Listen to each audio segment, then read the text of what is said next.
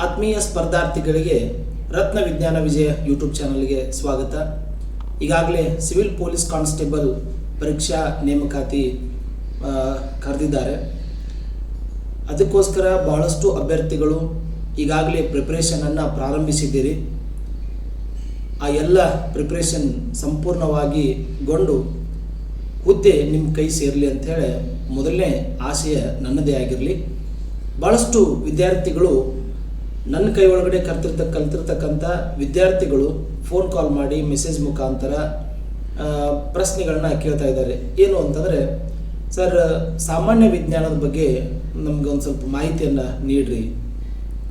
ಸಾಮಾನ್ಯ ವಿಜ್ಞಾನದೊಳಗಡೆ ಯಾವ ರೀತಿ ಪ್ರಶ್ನೆಗಳನ್ನ ಕೇಳ್ಬೋದು ಮತ್ತು ಯಾವ್ಯಾವ ಟಾಪಿಕ್ಗಳನ್ನ ನಾವು ಕವರ್ ಮಾಡ್ಕೋಬಹುದು, ಈ ಹಿಂದುಗಡೆ ಕೇಳಿರ್ತಕ್ಕಂಥ ಪ್ರಶ್ನೆ ಪತ್ರಿಕೆಗಳಲ್ಲಿ ಯಾವ ಯಾವ ಟಾಪಿಕ್ಗಳಲ್ಲಿ ಅತಿ ಹೆಚ್ಚು ಪ್ರಶ್ನೆಗಳನ್ನು ಕೇಳಲಾಗಿದೆ ಅನ್ನುವಂಥ ಪ್ರಶ್ನೆಗಳನ್ನ ಭಾಳಷ್ಟು ಅಭ್ಯರ್ಥಿಗಳು ಮತ್ತು ವಿದ್ಯಾರ್ಥಿಗಳು ನನ್ನ ಹತ್ರ ಕೇಳಿದುಂಟು. ಆದ್ದರಿಂದ ಒಂದು ವಿಡಿಯೋ ಸರಣಿಯನ್ನು ಪ್ರಾರಂಭಿಸಬೇಕಂತೇಳಿ ಇಲ್ಲಿವರೆಗೂ ಕೆಲವೊಂದಿಷ್ಟು ಪ್ರಿಪ್ರೇಷನ್ ಮಾಡಿಕೊಂಡು ನಿಮ್ಮೊಂದಿಗೆ ಡಿಸ್ಕಷನ್ ಮಾಡಬೇಕಂತೇಳಿ ಒಂದಿಷ್ಟು ಮಾಹಿತಿಯನ್ನು ಕಲೆಕ್ಟ್ ಮಾಡಿಕೊಂಡು ತಗೊಂಡು ಬಂದೆ. ಸೊ ಈ ವಿಡಿಯೋದೊಳಗಡೆ ನಿಮಗೆ ಏನು ತಿಳಿಸ್ತೀನಿ ಅಂತಂದ್ರೆ, ಕಳೆದ 10 ವರ್ಷಗಳಿಂದ ಯಾವ್ಯಾವ ಟಾಪಿಕ್ ಮೇಲೆ ಎಷ್ಟೆಷ್ಟು ಪ್ರಶ್ನೆಗಳನ್ನ ಕೇಳಲಾಗಿತ್ತು, ಆ ಟಾಪಿಕ್ಗಳನ್ನು ನಾವು ಯಾವ ರೀತಿ ಪ್ರಿಪ್ರೇಷನ್ ಮಾಡ್ಕೋಬೇಕು, ಕೇಳಿರ್ತಕ್ಕಂಥ ಪ್ರಶ್ನೆಗಳಿಗೆ ಅದರ ಸುತ್ತಲೂ ಬರುವಂಥ ಎಲ್ಲ ಪ್ರಶ್ನೆಗಳಿಗೆ ನಾವು ಯಾವ ರೀತಿ ರೆಡಿ ಮಾಡ್ಕೋಬೇಕು, ಒಂದು ಟಾಪಿಕ್ನ ಮೇಲೆ ಕನಿಷ್ಠ 1 ಅಥವಾ 2 ಪ್ರಶ್ನೆಗಳನ್ನು ನಿಖರವಾಗಿ ಕೇಳ್ತಾನೆ ಅವುಗಳನ್ನ ನಾವು ಹೆಂಗೆ ರೆಡಿ ಮಾಡ್ಕೋಬೇಕು ಅಂಥೇಳಿ ಅನ್ನುವಂಥ ಒಂದು ವಿಡಿಯೋ ಸರಣಿಯನ್ನು ಪ್ರಾರಂಭಿಸ್ತಾ ಇದ್ದೀನಿ. ಸೊ ಹಾಗಾದ್ರೆ ಮೊದಲಿಗೆ ನೋಡೋಣ ಯಾವ್ಯಾವ ಟಾಪಿಕ್ಗಳ ಮೇಲೆ ಎಷ್ಟೆಷ್ಟು ಪ್ರಶ್ನೆಗಳನ್ನ ಕೇಳಲಾಗಿತ್ತು, ಆ ಟಾಪಿಕ್ನೊಳಗಡೆ ನಾವು ಎಷ್ಟು ಮಾಹಿತಿಯನ್ನು ಓದ್ಕೊಂಡಿರಬೇಕು, ಎಷ್ಟು ನೆನಪಿಟ್ಕೊಂಡಿರಬೇಕು ಅನ್ನೋದನ್ನು. ಸೊ ಇವಾಗ ನಾವು ಏನು ಮಾಡೋಣಪ್ಪ ಅಂತಂದ್ರೆ ತಿಳಿತಾ ಹೋಗೋಣ. ನಿಮ್ಗೆ ಈಗ ನಾ ತೋರಿಸುವಂಥ ಈ PDF ಫೈಲ್ ಏನಾದರೂ ಬೇಕಾಗಿತ್ತಂದ್ರೆ ಕಮೆಂಟ್ ಬಾಕ್ಸ್ನೊಳಗಡೆ ಲಿಂಕನ್ನು ಕೊಟ್ಟಿರ್ತೀನಿ. ಆ ಲಿಂಕನ್ನು ಕ್ಲಿಕ್ ಮಾಡಿ ನಾನು ತೋರಿಸ್ತಿರುವಂಥ PDF ಫೈಲನ್ನು ನೀವು ಡೌನ್ಲೋಡ್ ಮಾಡಿಕೊಡ್ರಿ.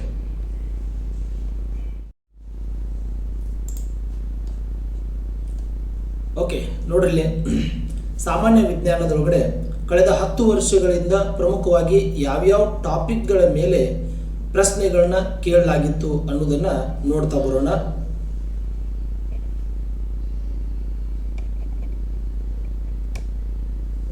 ಇಲ್ಲಿ ಮೊದಲನೇ ಟಾಪಿಕ್ ಬಂದು ಮಾನವನ ದೇಹದ ಅಂಗವ್ಯೂಹಗಳು.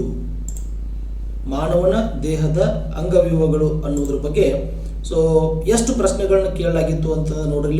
45ರಿಂದ 50 ಪ್ರಶ್ನೆಗಳನ್ನ ಕಳೆದ 10 ವರ್ಷಗಳಿಂದ 2014ರಿಂದ 2025ರವರೆಗೂ ಅಥವಾ 2024ರವರೆಗೂ ಈಗ ನಡೆಸಿರ್ತಕ್ಕಂಥ ಪೊಲೀಸ್ ಕಾನ್ಸ್ಟೇಬಲ್ ಹುದ್ದೆಗಳ ನೇಮಕಾತಿಗೆ ಪರೀಕ್ಷೆಗಳನ್ನು ಏನು ನಡೆಸಿದ್ರು ಅದರ ಒಟ್ಟು ಈ ಮಾನವನ ದೇಹದ ಅಂಗವ್ಯೂಹಗಳು ಅನ್ನುವಂಥ ಟಾಪಿಕ್ ಮೇಲೆ 45ರಿಂದ 50 ಅಂಕಗಳನ್ನ ಕೇಳಲಾಗಿದೆ. ಆ ಟಾಪಿಕ್ನೊಳಗಡೆ ಯಾವ್ಯಾವ ಮಾಹಿತಿಗಳನ್ನು ಕೇಳಿದ್ರು ಅನ್ನೋದ್ರ ಬಗ್ಗೆ ನೋಡ್ರಿ. ಉದಾಹರಣೆಗೆ ರಕ್ತ ಪರಿಚಲನೆ ಬಗ್ಗೆ ಕೇಳಿದ್ರು, ಆಮೇಲೆ ಜೀರ್ಣಾಂಗ ವ್ಯೂಹ, ಶ್ವಾಸಕಾಂಗ, ನರಮಂಡಲ, ಮೆದುಳು, ಮೂಳೆಗಳು, ಸ್ನಾಯುಗಳ ಬಗ್ಗೆ ಮಾಹಿತಿಯನ್ನು ಕೇಳಿದ್ದಾರೆ. ಸೊ ಇದ್ರ ಮೇಲೆ ಯಾವ ರೀತಿ ಪ್ರಶ್ನೆಗಳು ಬರ್ತಾವು ಅನ್ನೋದ್ರ ಬಗ್ಗೆ ನಂತರ ಒಂದು ವಿಡಿಯೋ ಸರಣಿಯನ್ನು ಮಾಡ್ತಾ ಬರ್ತೀನಿ. ಮೊದಲನೇ ಟಾಪಿಕ್ ಮಾನವನ ದೇಹದ ಅಂಗವ್ಯೂಹಗಳು. ಈ ಟಾಪಿಕ್ ಮೇಲೆ ಎಷ್ಟು ಪ್ರಶ್ನೆಗಳನ್ನ ಕೇಳಿದ್ರು ಆ ಎಲ್ಲ ಪ್ರಶ್ನೆಗಳನ್ನ ತಗೊಂಡು ಆಮೇಲೆ ಅದಕ್ಕೆ ಬೇಕಾಗಿರುವಂಥ ರಕ್ತ ಪರಿಚಲನೆ, ಜೀರ್ಣಾಂಗ, ಶ್ವಾಸಕಾಂಗ, ನರಮಂಡಲ ಇವೆಲ್ಲವನ್ನು ಒಳಗೊಂಡಿರ್ತಕ್ಕಂಥ ಒಂದು ಮಾಹಿತಿಯನ್ನು ರೆಡಿ ಮಾಡಿಕೊಂಡು ಒಂದು ವಿಡಿಯೋವನ್ನು ತಯಾರು ಮಾಡ್ತೀನಿ. ಈ ರೀತಿ ಒಟ್ಟು ಟಾಪಿಕ್ಗಳನ್ನು ತಗೊಂಡು ವಿಡಿಯೋ ಸರಣಿ ಮಾಡ್ಕೊಂತ ಬರ್ತೀನಿ. ನೀವಿಷ್ಟು ರೆಡಿ ಮಾಡ್ಕೊಂಡು ಬಿಡ್ರಿ. ಓಕೆ, ಸೊ ಎರಡನೇದು ನೋಡ್ರಿ, ಜೀವಸತ್ವಗಳು ಮತ್ತು ಪೋಷಕಾಂಶಗಳು. ಇವುಗಳ ಬಗ್ಗೆ ಬಹಳಷ್ಟು ಸಲ ಪ್ರಶ್ನೆಗಳನ್ನ ಕೇಳ್ಯಾರ. ವಿಟಾಮಿನ್ಸು ಮತ್ತು ನ್ಯೂಟ್ರಿಷನ್ಗಳ ಬಗ್ಗೆ ನೋಡ್ರಿ. ಡಿ ವಿಟಾಮಿನ್ ಯಾವುದ್ರೊಳಗಡೆಯಿಂದ ಸಿಗುತ್ತಾ, ಆಮೇಲೆ ಸಿ ವಿಟಾಮಿನ್ ಕೊರತೆಯಿಂದ ಯಾವ ರೋಗ ಬರ್ತೈತಿ, ಗಳಗಂಡ ರೋಗ ಉಂಟಾಗಲು ಯಾವ ವಿಟಾಮಿನ್ ಕೊರತೆಯಿಂದ ಉಂಟಾಗುತ್ತೆ, ಇವೆಲ್ಲದರ ಬಗ್ಗೆ ಬಹಳಷ್ಟು ಸಲ ಪ್ರಶ್ನೆಗಳನ್ನ ಕೇಳ್ಯಾನ. ಸೊ ಅದಕ್ಕೋಸ್ಕರ ಇವೆಲ್ಲದ್ರ ಬಗ್ಗೆ ನಾನು ಕಂಪ್ಲೀಟ್ ಆಗಿ ವಿಡಿಯೋ ಮಾಡ್ಕೊಂಡು ಬರ್ತೀನಿ. ಇದ್ರ ಮೇಲೂ ಕೂಡ 35ರಿಂದ 40 ಪ್ರಶ್ನೆಗಳನ್ನ ಕೇಳ್ಯಾನ ನೋಡ್ರಿ. ಇದ್ರ ಮೇಲೂ ಕೂಡ 35ರಿಂದ 40 ಪ್ರಶ್ನೆಗಳನ್ನ ಕಳೆದ 10 ವರ್ಷಗಳಿಂದ ಕೇಳ್ಕೊತ ಬಂದಾನ. ಆಮೇಲೆ ಮಾನವನ ರೋಗಗಳು ನೋಡ್ರಿ, ಮನುಷ್ಯನಿಗೆ ಸಂಬಂಧಿಸಿದ ರೋಗಗಳ ಬಗ್ಗೆ ಒಟ್ಟು 30ರಿಂದ 35 ಪ್ರಶ್ನೆಗಳನ್ನ ಕಳೆದ 10 ವರ್ಷಗಳಿಂದ ಕೇಳ್ಕೊಂತ ಬಂದಾನೆ. ಉದಾಹರಣೆಗೆ ಬ್ಯಾಕ್ಟೀರಿಯಾ, ವೈರಸ್, ಪ್ರೋಟೋಜುವಾ, ಶಿಲೀಂಧ್ರಗಳು ಮತ್ತು ಅವುಗಳಿಂದ ಬರುವಂಥ ರೋಗಗಳು. ಉದಾಹರಣೆ ನೋಡ್ರಿ, ಹೆಣ್ಣು ಅನಾಫಿಲಿಸ್ ಸೊಳ್ಳೆಯಿಂದ ಮಲೇರಿಯಾ ಅನ್ನುವಂಥ ರೋಗ ಬರ್ತೈತಿ. ಇವೆಲ್ಲದ್ರ ಬಗ್ಗೆ ಒಂದಿಷ್ಟು ಮಾಹಿತಿಯನ್ನು ಕಲೆಕ್ಟ್ ಮಾಡಿಕೊಂಡು ನಿಮಗೊಂದು ವಿಡಿಯೋನ ಮಾಡ್ತೀನಿ. ಆಮೇಲೆ ಸೊ ಇದ್ರ ಮೇಲೆ ಏನು ಮಾಡ್ತಾರೆ ಅಂದ್ರೆ ಸಾಂಕ್ರಾಮಿಕ ರೋಗ ಯಾವುದು, ಸಾಂಕ್ರಾಮಿಕವಲ್ಲದ ರೋಗ ಯಾವುದು, ಸಾಂಕ್ರಾಮಿಕ ರೋಗ ಅಂದ್ರೆ ಯಾವುದು, ಯಾವ ರೀತಿ ಬರ್ತಾವು ಅನ್ನೋದ್ರ ಬಗ್ಗೆ ನೋಡ್ಕೊಂತ ಹೋಗೋಣಂತ. ಆಮೇಲೆ ಸೊ ಇದು ಆಯಿತು. ಇನ್ನು ಮುಂದೆ ನೋಡ್ರಿ, ಬೆಳಕು ಮತ್ತು ಧ್ವನಿ. ಧ್ವನಿ ಅಂದ್ರೆ ಶಬ್ದ ನೋಡ್ರಿ, ಲೈಟ್ ಆ್ಯಂಡ್ ಸೌಂಡ್. ಬೆಳಕು ಮತ್ತು ಸೌಂಡ್ ಬಗ್ಗೆ, ಧ್ವನಿ ಏನು ಶಬ್ದದ ಬಗ್ಗೆ ಒಂದು ವಿಡಿಯೋನ ಮಾಡ್ಕೊಂಡು ಬರೋನು. ಇದ್ರ ಮೇಲೇನೂ ಕೂಡ 28ರಿಂದ 35 ಪ್ರಶ್ನೆಗಳನ್ನ ಕೇಳ್ಕೊಂತ ಬಂದ ನೋಡ್ರಿ. ಇಲ್ಲಿ ಬೆಳಕಿನ ಬಗ್ಗೆ ಪ್ರತಿಫಲನ ಆಗಿರ್ಬೋದು, ವಕ್ರೀಭವನ ಆಗಿರ್ಬೋದು, ಆಮೇಲೆ ಪೂರ್ಣ ಆಂತರಿಕ ಪ್ರತಿಫಲನ. ಪೂರ್ಣ ಆಂತರಿಕ ಪ್ರತಿಫಲನ ಅಂತಂದ್ರೆ ಈ ರಸ್ತೆ ಮೇಲೆ ನಾವು ಹೋಗ್ತಿರ್ಬೇಕಾದ್ರೆ ಬಿಸಿಲು ಜಾಸ್ತಿ ಇದ್ದಾಗ ನೀರು ನಿಂತಂಗೆ ಕಾಣಿಸುತ್ತೆ, ಅದನ್ನ ನಾವೇಂತೀವಿ ಪೂರ್ಣ ಆಂತರಿಕ ಪ್ರತಿಫಲನ ಅಂತೇಳಿ, ಮರೀಚಿಕೆ ಅಂತೇಳಿ ಕರಿತೀವಿ ನೋಡ್ರಿ. ಸೊ ಆಮೇಲೆ ಆಕಾಶದ ಬಣ್ಣ ನೀಲಿಯಾಗಿ ಕಾಣಿಸುತ್ತೆ. ಆಮೇಲೆ ಸೂರ್ಯಾಸ್ತದ ಮತ್ತು ಸೂರ್ಯೋದಯದ ಮುಂದೆ ಆಗ್ತಿರ್ಬೇಕಾದ್ರೆ ಕೆಂಪುಗೆ ಯಾಕೆ ಕಾಣಿಸುತ್ತೆ ಆಕಾಶ. ಸೊ ಇವೆಲ್ಲದ್ರ ಬಗ್ಗೆ ನಮಗೆ ಭೂಮಿ ಮೇಲೆ ಇರ್ತಕ್ಕಂಥವ್ರಿಗೆ ಆಕಾಶ ನೀಲಿಯಾಗಿ ಯಾಕೆ ಕಾಣಿಸುತ್ತೆ, ಹೊರಗಡೆ ಬಾಹ್ಯಾಕಾಶದೊಳಗಡೆ ಇರ್ತಕ್ಕಂಥ ವಿಜ್ಞಾನಿಗಳಿಗೆ ಆಕಾಶ ಹೆಂಗೆ ಕಾಣಿಸುತ್ತೆ, ಇವೆಲ್ಲದಕ್ಕೂ ಕಾರಣ ಬೆಳಕು, ಅದರ ಪ್ರತಿಫಲನ, ಆಮೇಲೆ ವಕ್ರೀಭವನ. ಇವೆಲ್ಲದರ ಬಗ್ಗೆ ತಿಳ್ಕೊಂತ ಬರೋಣ. ಆಮೇಲೆ ಶಬ್ದದ ಬಗ್ಗೆ, ಶಬ್ದವನ್ನು ಅಳೆಯುವಂಥ ಮಾಪನ ಯಾವುದು, ಆಮೇಲೆ ನಾವು ಕೇಳಿಸ್ಕೊಳ್ಳುವಂಥ ಸಾಮಾನ್ಯ ಶಬ್ದದ ಆವೃತ್ತಿ ಎಷ್ಟು, ಆಮೇಲೆ ನಾಯಿಗಳು ಎಷ್ಟು ಆವೃತ್ತಿವರೆಗೂ ಶಬ್ದವನ್ನು ಕೇಳಿಸ್ಕೊಳ್ತಾವು. ಇವೆಲ್ಲದ್ರ ಬಗ್ಗೆ ನೆಕ್ಸ್ಟ್ ವಿಡಿಯೋದಲ್ಲಿ ನೋಡ್ಕೊಂತ ಬರೋಣ. ಇವು ಎಲ್ಲ ನಿಮ್ಗೇನಪ್ಪ ಅಂದ್ರೆ ಈ ಟಾಪಿಕ್ಗಳಿವು ಕಳೆದ 10 ವರ್ಷಗಳಿಂದ ಯಾವ್ಯಾವ ಟಾಪಿಕ್ಗಳ ಮೇಲೆ ಎಷ್ಟು ಪ್ರಶ್ನೆಗಳನ್ನ ಕೇಳಲಾಗಿತ್ತು, ಆ ಎಲ್ಲ ಟಾಪಿಕ್ಗಳನ್ನ ಪ್ರಶ್ನೆಗಳನ್ನ ಮತ್ತು ಅವಕ್ಕೆ ಸಂಬಂಧಪಟ್ಟಿರ್ತಕ್ಕಂಥ ಯಾವುದ್ರ ಮೇಲೆ ಪ್ರಶ್ನೆ ಕೇಳಿದ್ರು ಅಂತೇಳಿ ಇದನ್ನೆಲ್ಲ ರೆಡಿ ಮಾಡ್ಕೊಂಡು ತೊಗೊಂಡು ಬಂದಿನಿ. ಈ ಒಂದು PDF ಫೈಲ್ ನಿಮ್ಗೆ ಏನಾದರೂ ಬೇಕಾಗಿತ್ತಪ್ಪ ಅಂದ್ರೆ ಕಮೆಂಟ್ ಬಾಕ್ಸ್ ಒಳಗಡೆ ಒಂದು ಲಿಂಕನ್ನು ಕೊಟ್ಟಿರ್ತೀನಿ, ಅದನ್ನ ಲಿಂಕನ್ನು ಕ್ಲಿಕ್ ಮಾಡಿ ಡೌನ್ಲೋಡ್ ಮಾಡಿಕೊಡ್ರಿ. ಆಮೇಲೆ ಪ್ರತಿ ವಿಡಿಯೋನು ಮಾಡೋ ಹೊತ್ನಾಗ ಆ ವಿಡಿಯೋದ ನಾನೇನು PDF ಫೈಲನ್ನು ಬಳಸಿರ್ತೀನಿ ಅದನ್ನು ಲಿಂಕ್ನ ಒಳಗಡೆ ಕೊಟ್ಟಿರ್ತೀನಿ, ಏನದು ಕಮೆಂಟ್ ಬಾಕ್ಸ್ ಒಳಗಡೆ ಕೊಟ್ಟಿರ್ತೀನಿ, ಅದನ್ನು ಡೌನ್ಲೋಡ್ ಮಾಡಿ ನೀವು ಪದೇ ಓದ್ಕೋಬಹುದು, ಇಲ್ಲ ಒಂದು ಪ್ರಿಂಟ್ ತೆಗೆಸ್ಕೊಂಡು ನಿಮ್ಮ ಕಡೆ ಇಟ್ಕೊಂಡ್ಬಿಡ್ಬೋದು. ಆಮೇಲೆ ಆಮ್ಲ ಮತ್ತು ಪ್ರತ್ಯಾಮ್ಲಗಳ ಬಗ್ಗೆ ನೋಡ್ರಿ, 10th ಕ್ಲಾಸಿಂದ ಬೆಳಕು ಅದರೊಳಗೆ ಐತಿ, 10th ಕ್ಲಾಸಿನ ಪಾಠ ನಾವು. ಆಮೇಲೆ ಆಮ್ಲ ಮತ್ತು ಪ್ರತ್ಯಾಮ್ಲಗಳು ಇದು 10th ಕ್ಲಾಸದ ಪಾಠನೇ ಇದು. ಓಕೆ, ಆಮೇಲೆ ಬೆಳಕು ಪಾಠದೊಳಗೆ 10th ಕ್ಲಾಸ್ ಒಳಗೆ ಅತಿ ಡೀಟೇಲ್ಸ್ ಆಗಿ ಕೊಟ್ಟ ಮೊಸರುಗಳಾಗಿರ್ಬೋದು, ದರ್ಪಣಗಳ ಬಗ್ಗೆ ಆಗಿರ್ಬೋದು, ಅವುಗಳ ಉಪಯೋಗಗಳಾಗಿರ್ಬೋದು, ವಾಹನದ ಹಿಂಬದಿ ಒಳಗಡೆ ಬಳಸುವಂಥ ದರ್ಪಣ ಯಾವುದು, ಬ್ಯಾಟ್ರಿ ಟಾರ್ಚ್ಗಳಲ್ಲಿ ಬಳಸುವಂಥ ದರ್ಪಣ ಯಾವುದು, ಇವೆಲ್ಲದರ ಬಗ್ಗೆ ಮಾಹಿತಿ ನಿಮ್ಗೆ ಮುಂದಿನ ವಿಡಿಯೋ ಸರಣಿ ಒಳಗಡೆ ತಿಳಿಸ್ಕೊಂತ ಹೋಗ್ತೀನಿ. ಸೊ ಇಲ್ಲಿ ಆಮ್ಲ ಮತ್ತು ಪ್ರತ್ಯಾಮ್ಲಗಳ ಬಗ್ಗೆ ಏನೇನು ಕೇಳ್ಬೋದು. ಉದಾಹರಣೆ ನೋಡ್ರಿ, ಇರುವೆ ಕಚ್ಚಿದಾಗ ಬಿಡುಗಡೆ ಆಗುವಂಥ ಆಮ್ಲ ಯಾವುದು, ಆಮೇಲೆ ಸಾಮಾನ್ಯ ಉಪ್ಪಿನ ರಾಸಾಯನಿಕ ಅನುಸೂತ್ರ ಏನು, ಆಮೇಲೆ ಚಲುವೆ ಪುಡಿಯನ್ನು ಹೆಂಗೆ ತಯಾರು ಮಾಡ್ತಾರೆ, ಚಲುವೆ ಪುಡಿಯ ರಾಸಾಯನಿಕ ಅನುಸೂತ್ರ ಏನು, ವಾಷಿಂಗ್ ಸೋಡಾ ಅಂದ್ರೆ ಏನು, ಅಡುಗೆ ಸೋಡಾ ಅಂದ್ರೆ ಏನು, ಅವುಗಳ ರಾಸಾಯನಿಕ ಅನುಸೂತ್ರ ಏನು, ಆಮೇಲೆ ಅವಕ್ಕೆಲ್ಲ ರಾಸಾಯನಿಕ ಹೆಸರುಗಳದಾವು, ಅವುಗಳ ಬಗ್ಗೆ ಎಲ್ಲ ಮಾಹಿತಿಯನ್ನು ಕೊಡ್ಕೊಂಡು ಬರ್ತೀನಿ. ನನ್ನ ಯೂಟ್ಯೂಬ್ ಚಾನಲನ್ನು ಸಬ್ಸ್ಕ್ರೈಬ್ ಮಾಡಿಕೊಡ್ರಿ, ಪ್ರತಿಯೊಂದು ವಿಡಿಯೋ ಸರಣಿಯನ್ನು ನಿಮಗೆ ಅಪ್ಡೇಟ್ ಬರ್ತಾವು.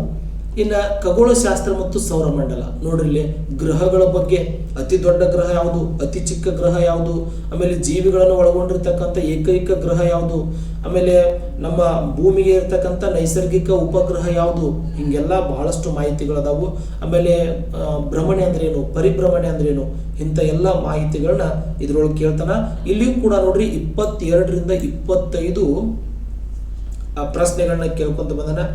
ಇದ್ರ ಜೊತೆಗೆ ಕೆಲವೊಂದಿಷ್ಟು ಅಪ್ಡೇಟ್ಸ್ಗಳನ್ನ ಸೇರಿಸ್ಕೋಬೇಕು ನೀವು ಹೆಂಗಂದ್ರೆ, ಉದಾಹರಣೆಗೆ ಇತ್ತೀಚೆಗೆ ಯಾವ ಉಪಗ್ರಹಗಳನ್ನ ಉಡಾವಣೆ ಮಾಡಲಾಯಿತು, ಆ ಉಪಗ್ರಹದ ಉಡಾವಣೆ ಯಾವ ದೇಶದಿಂದ ಆಯಿತು, ಇದನ್ನ ಯಾವಾಗ ಉಡಾವಣೆ ಮಾಡಿದ್ರು, ಇದರ ಮುಖ್ಯ ಕಾರ್ಯತಂತ್ರ ಏನೈತಿ, ಆಮೇಲೆ ಇದನ್ನು ಉಡಾವಣೆ ಮಾಡೋ ಹೊತ್ನಾಗ ಅದರದ ಮುಖ್ಯಸ್ಥರು ಯಾರಾಗಿದ್ರು, ಎಷ್ಟು ವೆಚ್ಚ ಖರ್ಚಾಯಿತು, ಇವೆಲ್ಲದರ ಬಗ್ಗೆ ಒಂದು ಸಣ್ಣ ಲೈನ್ ಬೈ ಲೈನ್ ಪಾಯಿಂಟ್ಸ್ಗಳನ್ನ ರೆಡಿ ಮಾಡಿಕೊಂಡು ಈಗಿನ ನಿಮ್ಮ ಸಾಮಾನ್ಯ ಜ್ಞಾನದ ಒಂದಿಷ್ಟು ಪ್ರಶ್ನೆಗಳಿಗೆ ಅಪ್ಡೇಟ್ ಮಾಡ್ಕೊಂಡು ಇಟ್ಕೊಂಡ್ಬಿಡ್ತು. ಓಕೆ, ಇನ್ನು ನೆಕ್ಸ್ಟ್ ನೋಡ್ರಿ, ಲೋಹ ಮತ್ತು ಅಲೋಹಗಳು. ಇದು ಕೂಡ 10ನೇ ತರಗತಿ ಪಾಠನ ಆಗೈತಿ.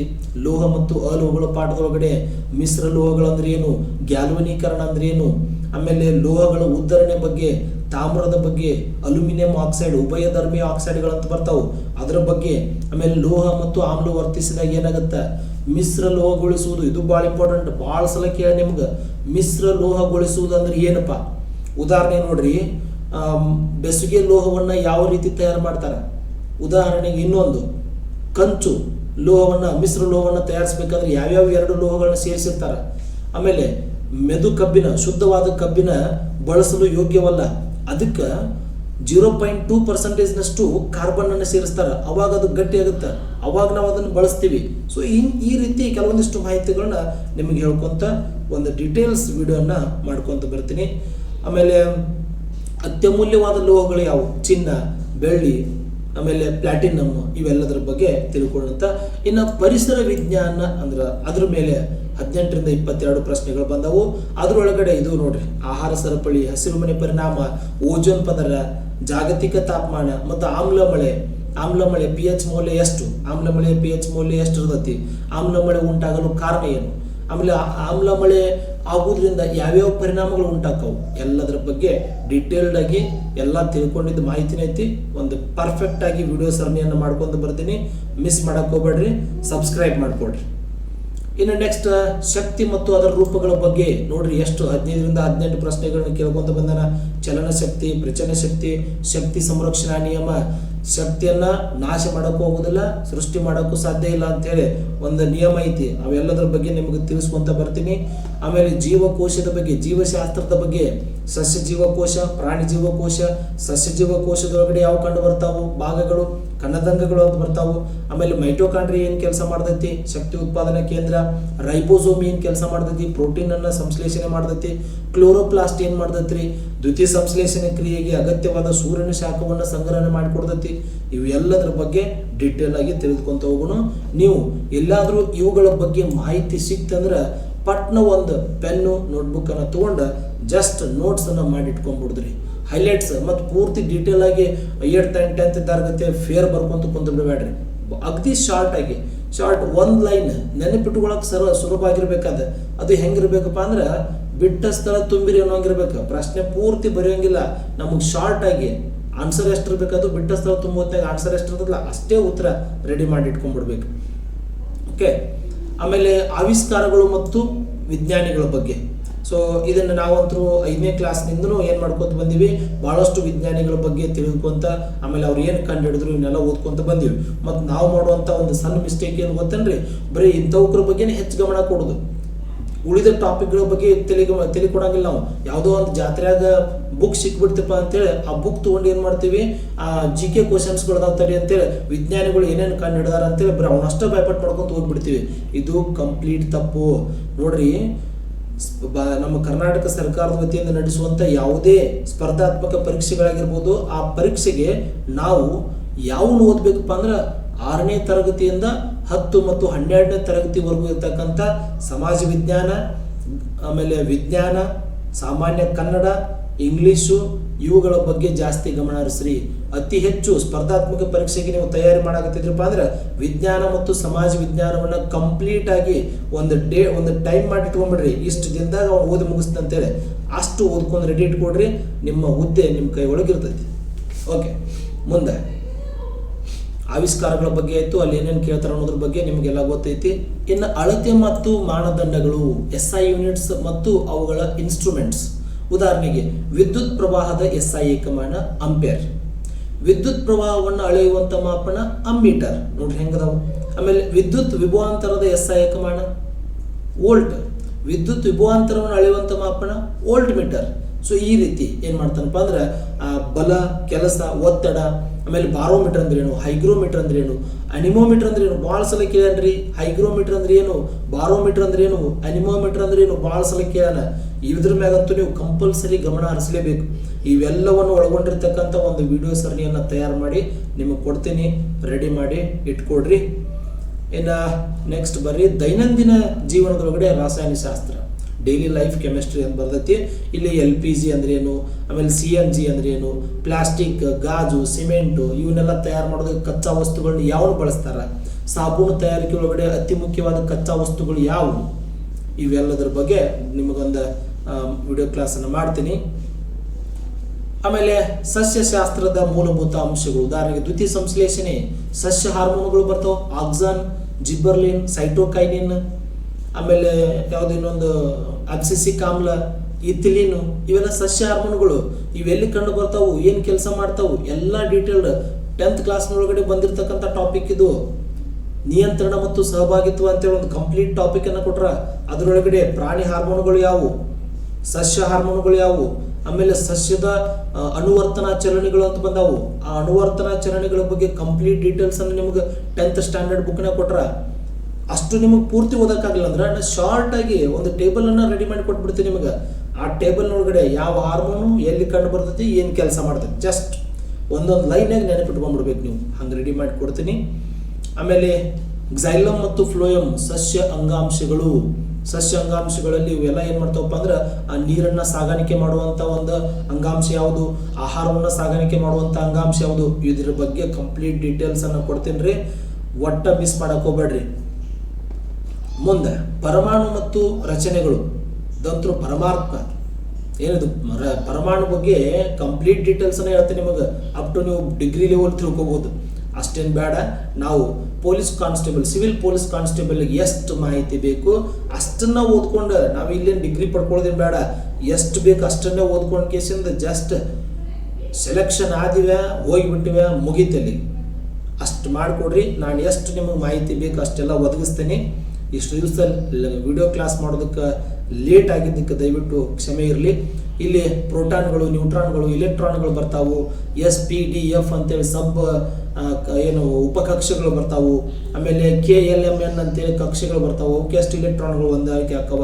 ಆಮೇಲೆ ಅಷ್ಟಕ ವಿನ್ಯಾಸ ಅಂದ್ರೆ ಏನು, ವೆಲೆನ್ಸಿ ಅಂದ್ರೆ ಏನು, ವೆಲೆನ್ಸ್ ಇಲೆಕ್ಟ್ರಾನ್ ಅಂತಂದ್ರೆ ಏನು, ಆಮೇಲೆ ಇಲೆಕ್ಟ್ರಾನಿಕ್ ವಿನ್ಯಾಸ ಅಂದ್ರೆ ಏನು, ಯಾವ ಧಾತು ಎಷ್ಟು ಪರಮಾಣು ಸಂಖ್ಯೆಯನ್ನು ಹೊಂದೈತಿ, ಪರಮಾಣು ರಾಶಿ ಅಂದ್ರೆ ಏನು, ಆಮೇಲೆ ಅವು ನೆಗೆಟಿವ್ ಚಾರ್ಜನ್ನು ಹೊಂದಿರ್ತಾವು, ಪಾಸಿಟಿವ್ ಚಾರ್ಜನ್ನು ಹೊಂದಿರ್ತಾವು. ಲೋಹಗಳು ಇಲೆಕ್ಟ್ರಾನ್ಗಳನ್ನ ಬಿಟ್ಟು ಕೊಡ್ತಾವು, ಅಲೋಹಗಳು ಇಲೆಕ್ಟ್ರಾನ್ಗಳನ್ನ ಪಡ್ಕೊಳ್ತಾವು. ಇಲೆಕ್ಟ್ರಾನ್ಗಳನ್ನ ಬಿಟ್ಟು ಕೊಟ್ಟಾಗ ಪ್ಲಸ್ ಆಗುತ್ತೆ, ಇಲೆಕ್ಟ್ರಾನ್ಗಳನ್ನ ಪಡ್ಕೊಂಡಾಗ ಮೈನಸ್ ಆಗುತ್ತೆ. ಎಲ್ಲದ್ರ ಬಗ್ಗೆ ಡೀಟೇಲ್ಸ್ ಅನ್ನು ಹೇಳ್ತೀನಿ, ವೇಟ್ ಮಾಡಿರಿ. ಇನ್ನು ನಾಳೆಗೆ ಫಸ್ಟ್ನೇ ಒಂದು ವಿಡಿಯೋನ ಹಾಕ್ತೀನಿ ನಿಮ್ಗೆ. ಸಾಯಂಕಾಲ 7 ಗಂಟೆ ಕೂಡ ನಿಮ್ಗೆ ಒಂದು ವಿಡಿಯೋ ಬಂದಿರ್ತೈತಿ. ಸೊ ಇಲ್ಲಿ ಒಂದಿಷ್ಟು ಕಿವಿ ಮಾತುಗಳನ್ನ ಕೊಟ್ಟೈತಿ ನೋಡ್ರಿ. ಪಠ್ಯ ಪುಸ್ತಕಗಳು ಯಾವುದು ಓದ್ಬೇಕಪ್ಪ ಅಂದ್ರೆ 6ರಿಂದ 10ನೇ ತರಗತಿವರೆಗೂ ವಿಜ್ಞಾನದ ಪುಸ್ತಕಗಳನ್ನ ಓದ್ಬಿಡ್ರಿ. ಅದ್ರೊಳಗೆ ನಿಮಗೆ 80% ಪ್ರಶ್ನೆಗಳು ಅಲ್ಲೇ ಬರ್ತಾವು. ಆಮೇಲೆ ಇನ್ನು ಕೆಲವೊಂದಿಷ್ಟು ಅಪ್ಲೈಡ್ ಸೈನ್ಸ್ ಅಂತೇಳಿ ಬರ್ತೈತಿ, ಅದ್ರ ಬಗ್ಗೆ ಅನ್ವಯಿಕೆ ವಿಜ್ಞಾನದ ಬಗ್ಗೆ ನಾನು ನಿಮಗೊಂದಿಷ್ಟು ಹೇಳ್ತೀನಂತೆ ಆಮೇಲೆ. ಓಕೆ, ಸೊ ಇಲ್ಲಿವರೆಗೂ ನಾನು ಕೊಟ್ಟಿರ್ತಕ್ಕಂಥ ಈ ಮಾಹಿತಿ ನಿಮ್ಗೆ ಇಷ್ಟ ಆಗಿತ್ತಂದ್ರೆ ಇನ್ನು ಮುಂಬರುವಂಥ ಈ ವಿಡಿಯೋಸ್ ಸರಣಿ ವಿಡಿಯೋಸ್ಗಳು ನಿಮಗೆ ಬಂದು ತಲುಪಬೇಕಾದ್ರೆ ಈ ಚಾನಲನ್ನು ಸಬ್ಸ್ಕ್ರೈಬ್ ಮಾಡಿಕೊಡ್ರಿ. ಇಲ್ಲಿವರೆಗೂ ವಿಡಿಯೋ ಕ್ಲಾಸ್ಗಳನ್ನ ಮಾಡೋಕ್ಕಾಗಿದ್ದಿಲ್ಲ. ಸೊ ಕಾಲಾಂತರಗಳಿಂದ ಯಾವ್ಯಾವ ಏನೇನು ಸಂಭವಿಸಬೇಕು, ಯಾವಾಗ ಆಗಬೇಕು, ಅದು ದೇವ್ರನ್ನ ನಿರ್ಧಾರ ಮಾಡಿರ್ತಾನೆ. ಹಾಗಾಗಿ ಸೊ ಈ ಒಂದು ಒಳ್ಳೆ ಐಡಿಯಾ ಇಟ್ಕೊಂಡು ಕೇಸಿಂದ ಬಂದೀನಿ. ಇನ್ನು ಮೇಲಿಂದ ಸಿವಿಲ್ ಪೊಲೀಸ್ ಆಗಿರ್ಬೋದು, DR ಆಗಿರ್ಬೋದು, CR ಆಗಿರ್ಬೋದು, ಆಮೇಲೆ ಇನ್ನಿತರ ಯಾವುದೇ ಸ್ಪರ್ಧಾತ್ಮಕ ಪರೀಕ್ಷೆಗೆ ಸಾಮಾನ್ಯ ವಿಜ್ಞಾನದ ಎಲ್ಲ ಅಂಶವನ್ನು ಈ ಯೂಟ್ಯೂಬ್ ಚಾನಲ್ ಮುಖಾಂತರ ನಿಮ್ಗೆ ತಂದು ಕೊಡ್ತೀನಿ. ಅದಕ್ಕೋಸ್ಕರ ನಿಮ್ಮ ಸಪೋರ್ಟ್ ಇರಲಿ, ಸಬ್ಸ್ಕ್ರೈಬ್ ಮಾಡಿಕೊಡ್ರಿ, ಶೇರ್ ಮಾಡಿರಿ ನಿಮ್ಮ ಫ್ರೆಂಡ್ಸಿಗೆ. ಆಮೇಲೆ ನಾನು ಹೇಳಿರುವಂಥ ಮಾಹಿತಿ ನಿಮ್ಗೆ ಏನಾದರೂ ಇಷ್ಟ ಆಗಿತ್ತಂದ್ರೆ ಒಂದು ಲೈಕ್ ಕೊಟ್ಬಿಡ್ರಿ. ಧನ್ಯವಾದಗಳು.